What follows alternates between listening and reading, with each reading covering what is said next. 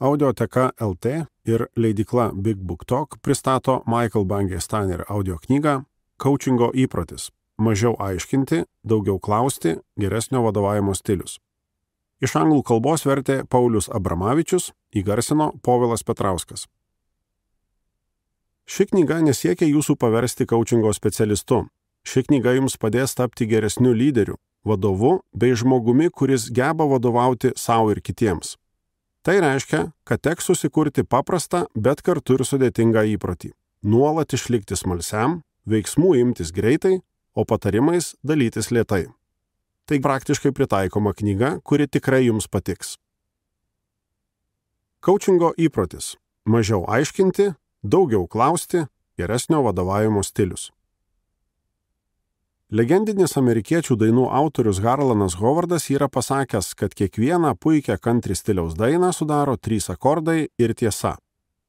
Šioje knygoje pateikiami 7 esminiai klausimai ir įrankiai, padedantys kasdien dirbti mažiau, o nuveikti daugiau. Pratarmė knygai Coachingo įprotis. Paprastumas, aiškumas, dėmesingumas ir žiupsnelis sveiko humoro.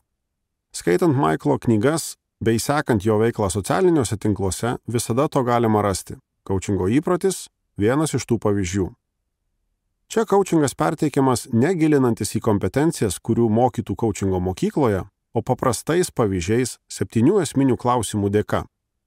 Taip darbiniai pokalbiai pradeda kurti daugiau aiškumo įsikeltai temai ar klausimui, kas toje situacijoje yra kliūtis siekiant tikslų. Tuo pačiu galima įprasti ne tik daugiau klausti ir klausytis, bet ir pažinti save, kaip labiau besidominti kitų žmogumi. Stebiu vadovų pokalbius su jų komandomis jau keletą metų.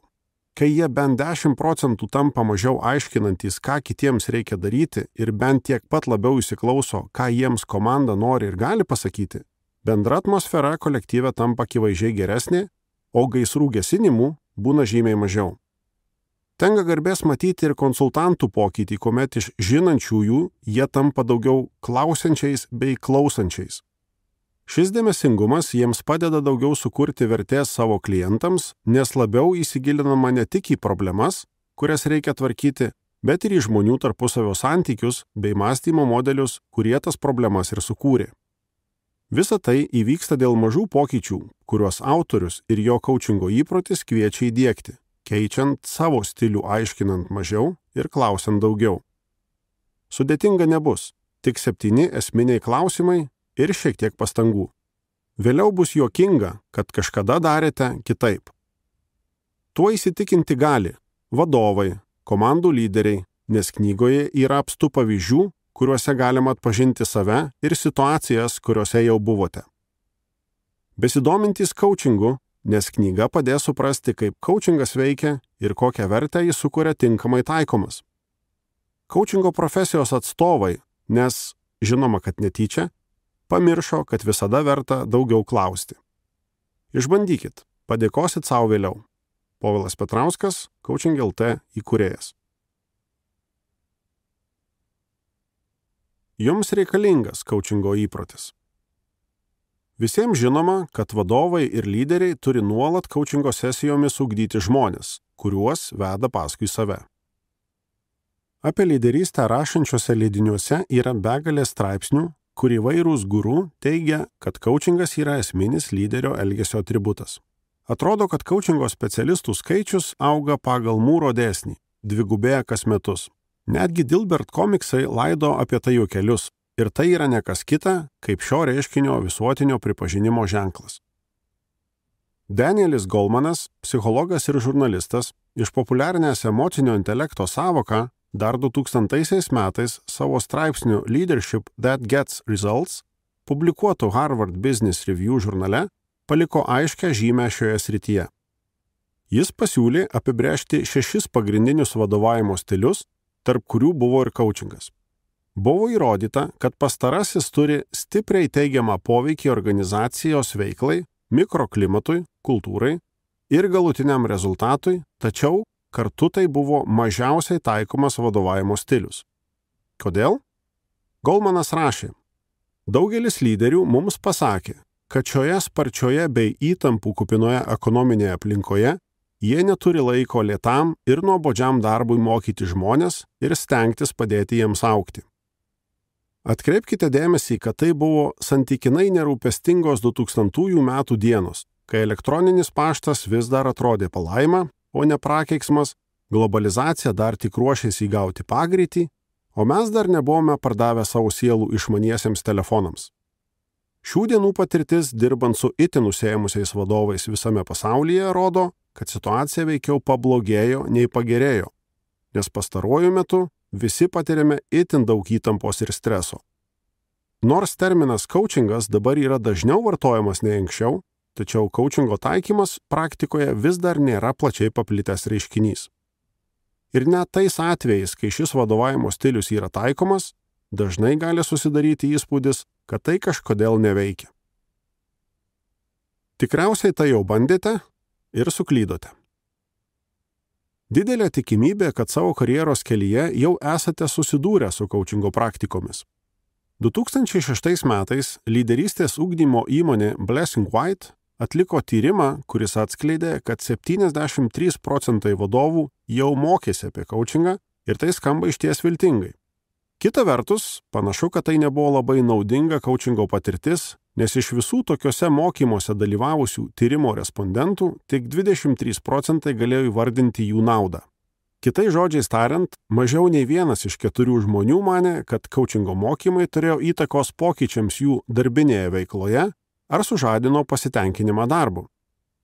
Negana to, 10% respondentų teigia, kad dalyvavimas coachingo sesijose turėjo netgi neigiamą poveikį.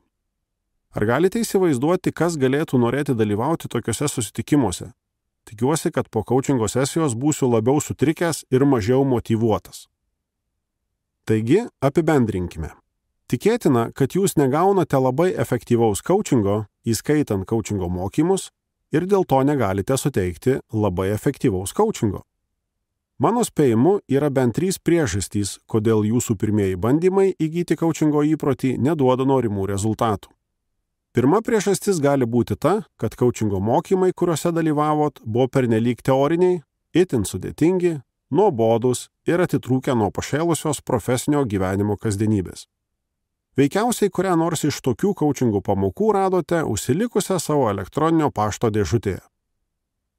Antroji priežastis gali būti susijusi ir su jūsų pačių įdėtomis pastangomis.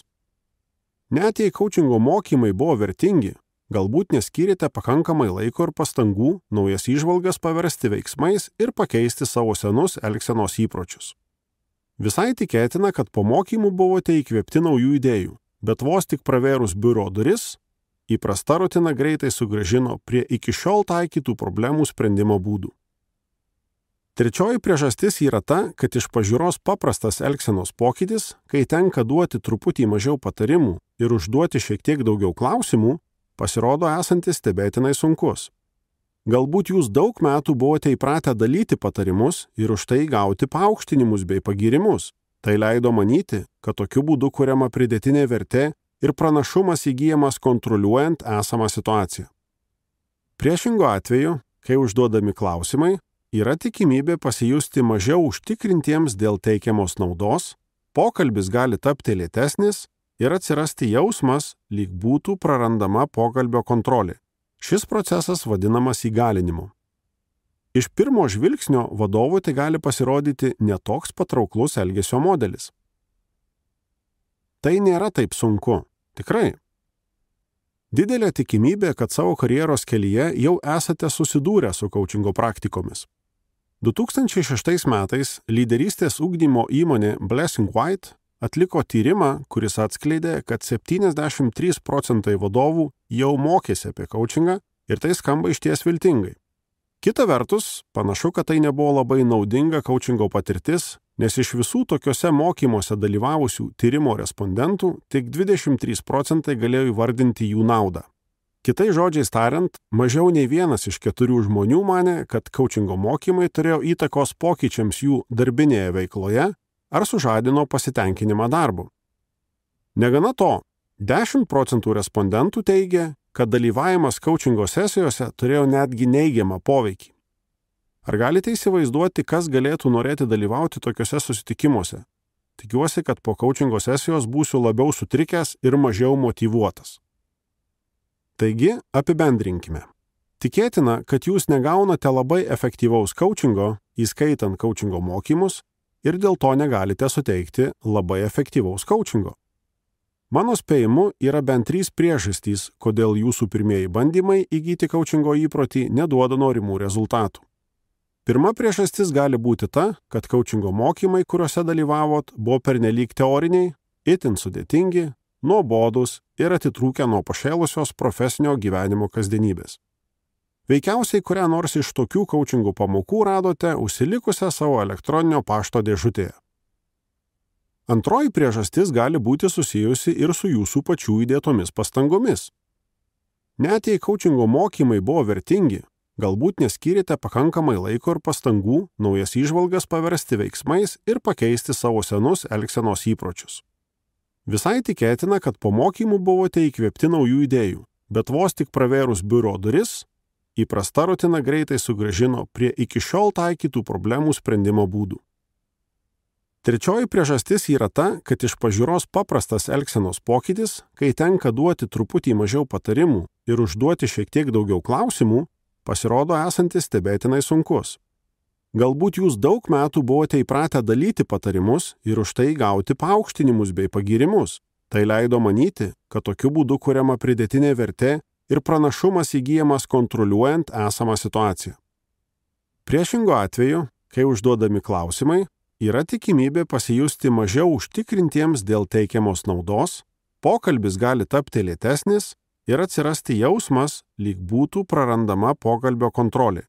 Šis procesas vadinamas įgalinimu. Iš pirmo žvilgsnio vadovui tai gali pasirodyti netoks patrauklus elgesio modelis. Tai nėra taip sunku, tikrai. Mano įmonėje Box of Crayons mes išmokėme praktinių coachingo įgūdžių daugiau nei 10 000 tokių patusėmusių vadovų kaip jūs. Bėgant metams, akivaizdžios tapo šios tiesos. Coachingas yra paprastas. Tiesą sakant, šioje knygoje pateikti 7 esminiai klausimai suteiks būtent tai, ko jums reikia. Galite pravesti coachingo pokalbį žmogui per 10 minučių ar mažiau. Kitaip tariant, šiandieninėme pasaulyje jūs privalote sugebėti pritaikyti coachingą pokalbyje per 10 minučių ar mažiau. Coachingas turėtų būti kasdienis, neformalus veiksmas, o neatsitiktinis formalus atėjo laikas coachingo sesijai renginys. Coachingo įprotį galėsite suformuoti tik tada, jei suprantate ir naudojate patikrintą naujų įpročių formavimo ir įtvirtinimo mechanizmą. Bet kam vargintis ką nors keisti? Kodėl turėtumėt norėti suformuoti coachingo įprotį? Štai kodėl tai verta jūsų pastangų. Coachingo esmė yra padėti kitiems ir atskleisti jų potencialą. Nors aš esu įsitikinęs, kad jūs jau anksčiau pasiryžote būti naudingi, bet dėl to coachingo pokalbių neatsirado daugiau. Taigi pažiūrėkime, kodėl taikyti coachingą yra jums naudinga. Tai leidžia dirbti mažiau, o nuveikti daugiau. Kai susikursite coachingo įprotį, galėsite lengviau išeiti iš 3 užburtų ratų, su kuriais susidurėme savo darbinėje veikloje. Tai per didelės priklausomybės kūrimas, perdegimas ir atitrūkimas. Pirmasis užburtas ratas – per didelės priklausomybės kūrimas. Galite pastebėti, kad jau esate per daug priklausomos komandos dalis, o tai reiškia dvigubą nesėkmę. Pirma, jūs įpratinote kitus komandos narius pernelyg nuo jūsų priklausyti, o tokia situacija verčia juos jaustis nepakankamai kompetentingus priimant sprendimus. Ilgainiui tai pradeda varginti ir jūs patį. Antra, už šią susikurtą priklausomybę kaip papildomą premiją gaunate per daug darbo ir tampate sistemos kliūtimi, lėtinančią sklandų darbo procesą. O dėl to visi praranda užsidegimą ir motyvaciją. Kuo daugiau padedate savo darbuotojams, tuo labiau jiems reikia jūsų pagalbos. Kuo labiau jiems reikia jūsų pagalbos, tuo daugiau laiko teks skirti jiems padėti. Coachingo įpročio formavimas padės jūsų komandai būti savarankiškesniai, nes padidins jos autonomiją ir meistriškumo jausmą, bei sumažins jūsų poreikį įsitraukti, perimti valdžią ir dėl to tapti kliūtimi. Antrasis užburtas ratas – perdegimas. Taip pat galite jaustis tarsi perdegę dėl jūsų atliekamo darbo krūvio. Galite būti įvaldę visus galimus produktyvumo triukus pasaulyje, tačiau kuo greičiau stengiatės bėgti, tuo daugiau jėgų iš jūsų tai reikalauja.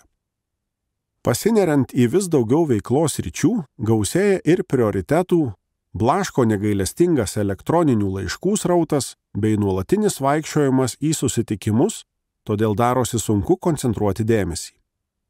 Kuo sunkiau sekasi koncentruoti dėmesį, tuo labiau jaučiatės perdegę. Kuo labiau jaučiatės perdegę, tuo sunkiau koncentruoti dėmesį. Coachingo įpročio formavimas padės susikaupti, kad jūs ir jūsų komanda galėtumėt atlikti darbus itin produktyviai, o sutaupytą laiką, energiją ir išteklius skirti svarbiems iššūkiams spręsti. Trečiasis užburtas ratas – atitrūkimas. Pagaliau galite pasijusti atitrūkę nuo svarbių darbų. Mano ankstesnės knygos Do More Great Work pagrindinis principas buvo, kad neužtenka vien tik atlikti darbus. Turėtume padėti žmonėms atlikti daugiau darbų, kurie lemia pokyčius ir yra prasmingi. Kuo daugiau atliekame aiškaus tikslo neturintį darbą, tuo mažiau esame įsitraukę ir motyvuoti. Kuo mažiau esame įsitraukę, tuo mažesnė tikimybė, kad pasieksime gerų rezultatų. Coachingo įpročio formavimas padės jums ir jūsų komandai vėl įsitraukti į darbus, kurie ne tik lemia pokyčius, bet ir yra prasmingi. Coachingas gali padrąsinti žmonės išeiti už pažįstamos ir komfortabilios teritorijos ribų, padėti jiems mokytis iš savo patirčių, padidinti ir išnaudoti asmeninį potencialą. Dėl to, kad jūs nenorite bereikalingai įsipareigoti, nerimauti ar netekę kontrolės visai atsitraukti, coachingo įpročio formavimas jums padės įvaldyti geresnį būdą atlikti darbus. 7 esminiai klausimai.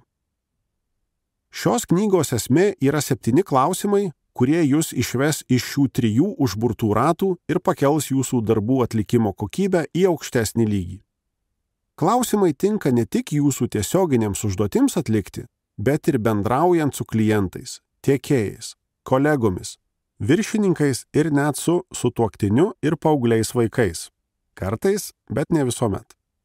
Šie klausimai gali pagerinti jūsų asmeninius ir komandinius savaitinius susitikimus su darbuotojais, taip pat pardavimų susitikimus su klientais ir ypač svarbes atsitiktinių susidūrimų su žmonėmis akimirkas, kai tiesiog prasilenkite su kuo nors tarp suplanuotų įvykių. Pradžios kickstart klausimas – tai būdas pradėti bet kokį pokalbį koncentruotu, bet kartu ir atviru būdu. O kas dar? And what else? Geriausias coachingo klausimas pasaulyje. Jis veikia kaip jūsų savivaldos įrankis ir postumis kitiems 6 klausimams. Susitelkimo, fokus ir pamatinis foundation klausimai veda į iššūkio esmę, padeda atkreipti dėmesį į tai, kas iš tikrųjų svarbu. Tingus, lazy klausimas sutaupys jums daug laiko, o strateginis, strategic klausimas sutaupys daug laiko tiems, su kuriais dirbate. Mokymosi, learning klausimas yra susietas su pradžios, kickstart klausimu, kad informacija susidėliotų į lentynas ir visiems būtų užtikrinamas naudingas bendravimas su jumis. Ar galime pradėti? Ar esate pasiruošę eiti pirmyn? Neabejoju, kad norėtumėt pasinerti giliau į 7 esminius klausimus. Bet prieš pereidami prie jų gilesnės analizės, trumpai apžvelgsime netokius malonius aspektus apie tai, kaip pakeisti savo elgesį. Tai padarysime todėl, kad nėra prasmės duoti jums naudingų įrankių tol, kol nesame tikri, jog galite juos tinkamai panaudoti. Kitas skyrius – naujojo įpročio formulė būtent tai ir padės padaryti. Sužinosite, kodėl naujojo įpročio pradžia vis dar nėra tvirta nauja elgsena, kodėl 60 sekundžių yra tokios svarbios ir kaip naujojo įpročio formulė gali tapti jūsų kryptingos elgsenos pokyčių varikliu. Kaip suformuoti įprotį? Čia mes remiame